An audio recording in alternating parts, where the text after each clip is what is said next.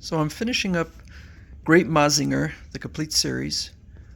56 episodes. I'm up to disc 7 of 8 as part of my enjoyment of the 50th anniversary, which is the 50th anniversary of Mazinger Z, not Great Mazinger. Although this year technically should be the 50th anniversary of Great Mazinger. But the movie I just finished watching is Mazinger Z Infinity. And I said in a previous video that I just had very little memory of it. It made not much of an impact on me.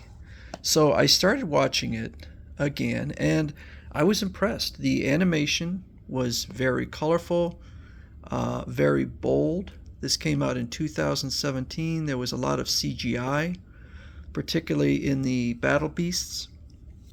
I didn't love everything. The character design was good, but not completely my taste. But that's just kind of me.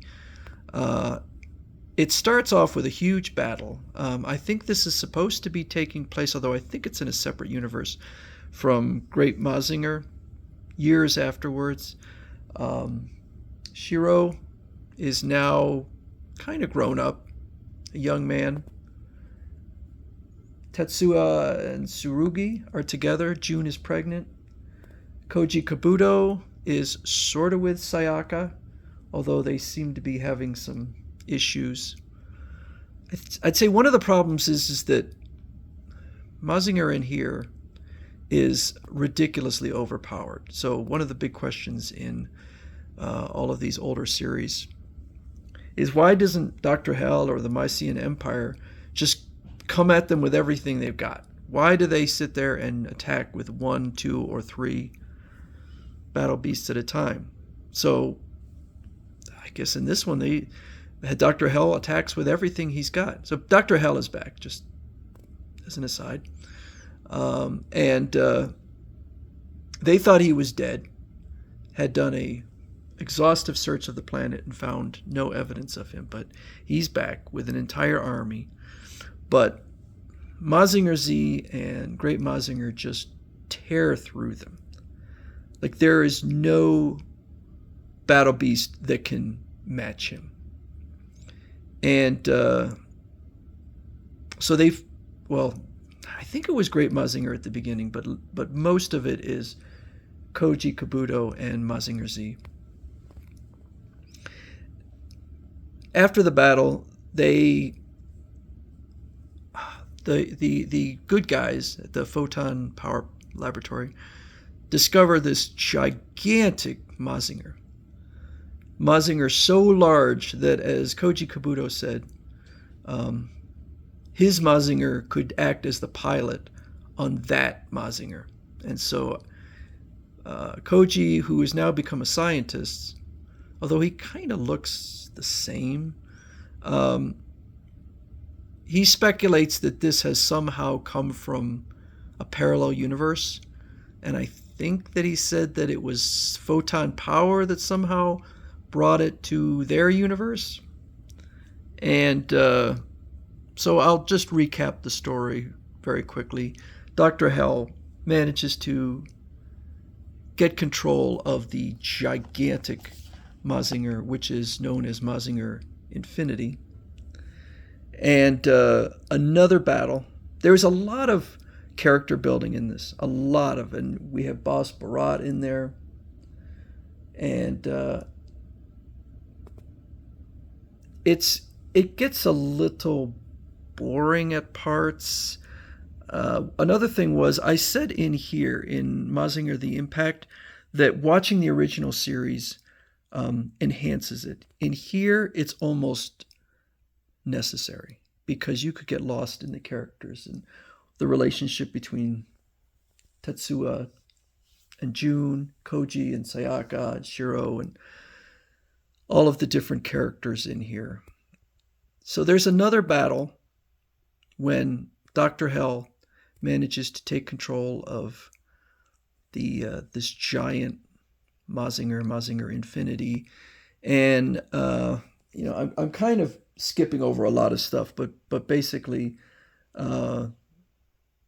Tetsuya in Great Mazinger is acting sort of as a pilot of this giant one, not of his own volition, but he is being not controlled, and he's just kind of captured.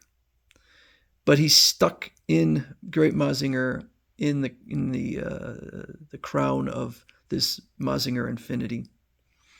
So Mazinger Z goes out to rescue, and again he is able to just tear through as many battle beasts as Dr. Hell can throw at him. He eventually faces off against Baron Ashura and Count Brocken in their own battle beasts. And although he has a tougher time with them, they really aren't any challenge to him. Pigman and Archduke Gorgon make no appearance in this, as far as I could tell. I don't remember them ever appearing in there. So finally he faces off against the great General of Hell, which is basically Dr. Hell in his giant Mycene robot, size of probably larger than Great Mazinger or Mazinger Z, and just obliterates Mazinger Z. And so then Koji Kabuto, this by the way is my robot. It is a Bandai metal build robot from this series. This is what he looked like, a lot more detailing. So Koji Kabuto ends up going into some kind of, it's not a dream realm, but it's like a parallel universe. And then this is where it gets kind of annoying, is he manages to create sort of a simulation of Mazinger Z that is the size of Mazinger Infinity, and then using the power of all the photon on the entire planet, everyone is granting him photon power. He's able to defeat Mazinger Infinity and Dr. Hell. There's a lot of crying, and just the emotions are really off the charts. And so, I don't know, I found it tiresome. I love the animation. I thought there was a lot of good things. I think visually it's a really amazing movie. But I think plot-wise it's very simple. They're showing a lot of emotion, but it seems very forced. It just seems, I don't know.